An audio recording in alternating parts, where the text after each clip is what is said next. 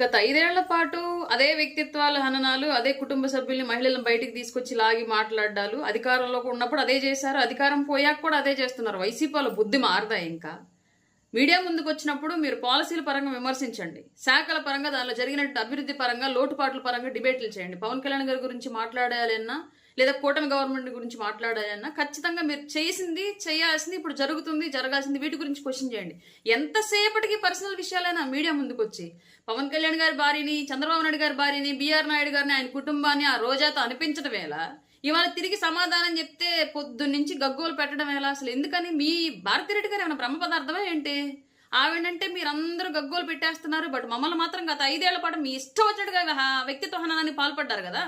మా వ్యక్తిగతంగా ఎంత డ్యామేజ్ చేయడానికి ట్రై చేశారు మీరు. డబ్బులు పెట్టి మరి పేటిఎం బ్యాచ్ని క్రియేట్ చేసి మరి మా ఫోటోలు మార్ఫింగ్లు ఎక్కడెక్కడ అడ్డమైనటువంటి సైట్ల నుంచి డౌన్లోడ్ చేసి వాళ్ళకి మా ఫేస్లను డౌన్లోడ్ బాగా అతికించేసి మార్ఫింగ్లు చేసి ట్రోలింగ్లు చేసి మాకు వ్యక్తిగతంగా అడ్డమైనటువంటి సంబంధాలను అంటగట్టి పెళ్లిళ్ళు చేసి రికార్డింగ్ డ్యాన్సులు అని చెప్పేసి ఇలా రకరకాలుగా మమ్మల్ని అన్ని రకాలుగా వ్యక్తిత్వ హననాలకు పాల్పడ్డారు కదా. ఆ రోజు మేము ఆడాలని గుర్తురాలేదా?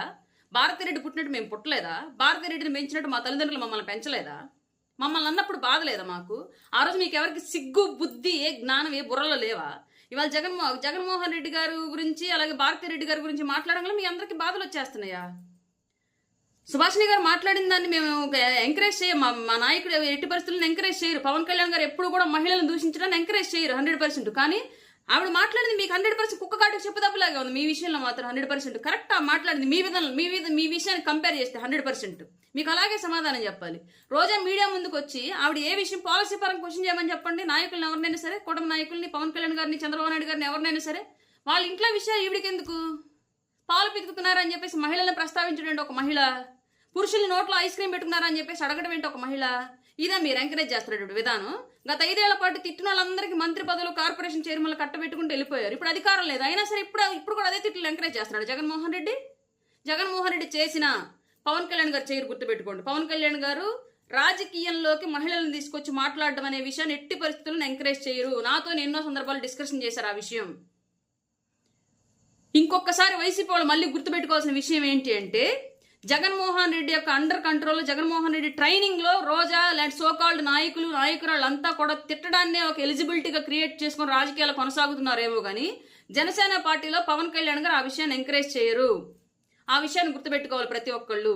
మీడియా ముందుకు వచ్చినప్పుడు చేసినటువంటి పని గురించి క్వశ్చన్ చేయండి, రాజకీయాల గురించి క్వశ్చన్ చేయండి, పాలసీల పరంగా డిబేట్కి రండి. వ్యక్తిగత జీవితాల జోలికి వెళ్ళకండి. వెళ్తే ఇలాగే పడతాయి. కుక్క కాటుకు చెప్పు దెబ్బ అన్నట్లుగా ఇట్లాగే చెప్పు దెబ్బలు పడతాయి వైసీపీ వాళ్ళకి. ఇప్పుడైనా సరే గుర్తుపెట్టుకోండి. మహిళల జోలికి వెళ్లి వ్యక్తిత్వ హననాలకు పాల్పడి విపరీతమైన మార్ఫింగ్లు, ట్రోలింగ్లు చేసి అదే పెద్దంగా ఏదో సాధించేసాం అన్నట్టుగా ఫీల్ అవడం వైసీపీ నాయకులు ఎక్కడైనా మానుకోండి.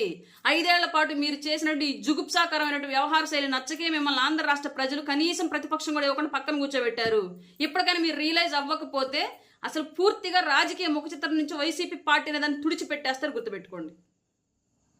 సిగ్గుండాలి. మనం నీతులు చెప్పాలి అంటే ఫస్ట్ మనం పాటించాలి.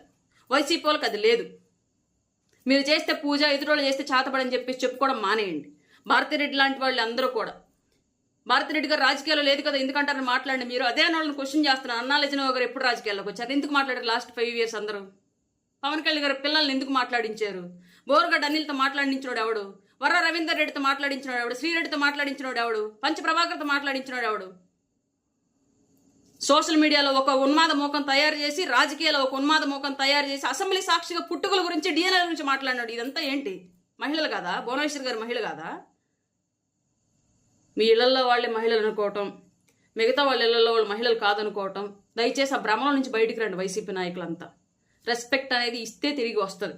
మీకు ఇవ్వడం చేతకాల, తిరిగి ఎక్స్పెక్ట్ చేయకండి. అయినా సరే మీకు వస్తుంది ఇప్పుడు. ఎందుకంటే మీ గవర్నమెంట్లోనూ మీరే వాయిస్ రేసి మమ్మల్ని మాట్లాడారు. ఇప్పుడు మా గవర్నమెంట్లో కూడా మీరే మమ్మల్ని మాట్లాడుతున్నారు. మేము మాట్లాడట్లా. మిమ్మల్ని కదిలించుకుంటే తిరిగి కొడుతున్నాం అంతే.